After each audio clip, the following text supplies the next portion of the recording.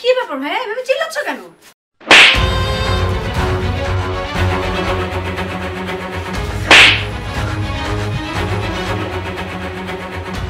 এগুলা কি?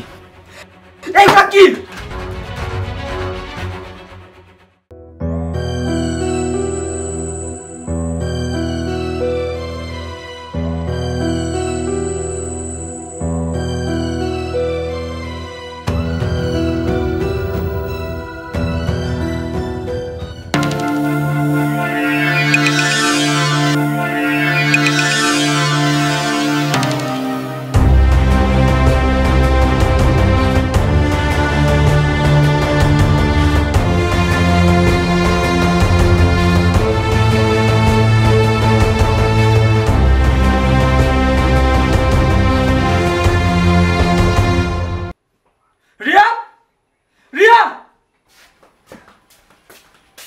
কি ব্যাপার ভাই, এভাবে চিল্লাচ্ছ কেন? এগুলা কি? এগুলা কি? তুই আমাদের এই ফ্যামিলির মান সম্মান একদম ধুলায় মিশিয়ে দিতেছস। বাইরের কোন ছেলের সাথে তোর এই সম্পর্ক? হ্যাঁ, এই অবৈধ সম্পর্ক কার সাথে তোর? তুই এইগুলা করার আগে একটাবার ভাবস নাই যে আমাদের ফ্যামিলির একটা মান সম্মান আছে, এই সমাজে আমার বাবার একটা মান সম্মান আছে? তুই সেগুলা ভুলে গিয়ে বাইরের একটা ছেলের সাথে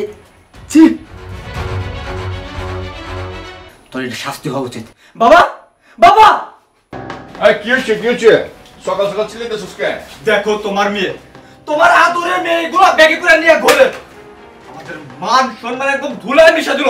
তোমার মেয়ে এইগুলো করে, এটা যদি মানুষ জানে তো তোমার মান সম্মান থাকবে? তোমার মান সম্মানের কথা একবারও চিন্তা করে নাই। এই সমাজে তুমি কেমনে মুখ দেখাবে বলো? তোরা দিয়ে এইগুলি আশা করি নাই। আমার মাইয়া এরকম করবো? তোরে 10 বছর বয়সে কোরআন খতম দেওয়া হয়েছি, ক্লাস 5 পর্যন্ত তোরে মাদ্রাসায় পড়াইছি। এটা একটা কনজারভেটিভ ফ্যামিলি। তুই স্যালোর কামিজ পরবি, মাথা ওড়না থাকবো, মাটির দিকে তাকায় তুই পথ চলবি। 5 ওয়াক্ত নামাজ পড়ি আমি। আল্লাহ মাটিটা ভাগ করে দাও, আমি মাটির নিচে যাই না।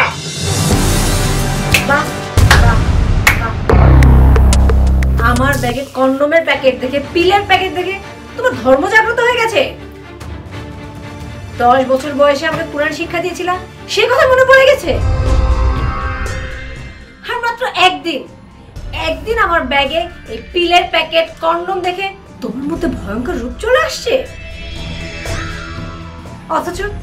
অথচ তোমার এই গুণধর ছেলের পকেটে সব সময় এই পিলের প্যাকেট, কন্ডোমের প্যাকেট থাকে, সেটা তুমি খুব ভালো করে জানো।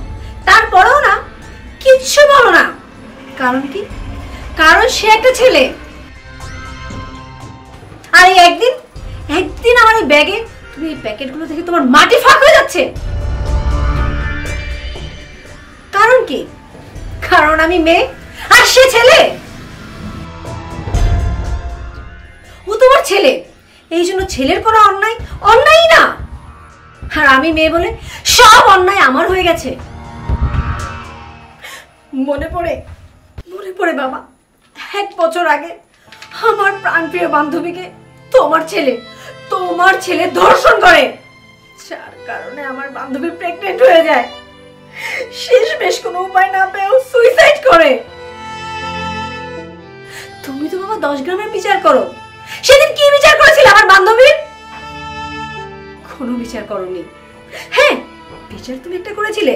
রাতের আধারে ওর বাবা মাকে পুলিশের ভয় দেখিয়ে মুখ বন্ধ করে ওদের মুখের উপর টাকা ছুঁড়ে মেরেছিলে, যেন তোমার ছেলের বিরুদ্ধে ওরা পুলিশ কমপ্লেইন না করে। তুমি তো একটা রেপিস্টের বাবা, একটা ধর্ষকের বাবা। আর একটা ধর্ষকের বাবা কখনো আমার বাবা হতে পারে না। একটা ধর্ষক কখনো আমার ভাই হতে পারে না। আমি ইচ্ছা করে এই জিনিসগুলো না আমার ব্যাগে রেখেছিলাম, ইচ্ছা করে। এই ধর্ষক যখন এই রুমে আসে না, আমি খুব ভালো করে দেখেছিলাম। দেখেই তার সামনে আমি এটা ব্যাগের মধ্যে রেখে তার সামনে থেকে চলে গিয়েছিলাম, যেন তার নজরটা না আমার ব্যাগের উপরে পড়ে। আর হ্যাঁ, আমার একটা চাকরি হয়েছে, আমি আমার থাকার জায়গা খুঁজে নিয়েছি। আমি আর এই বাড়িতে থাকবো না।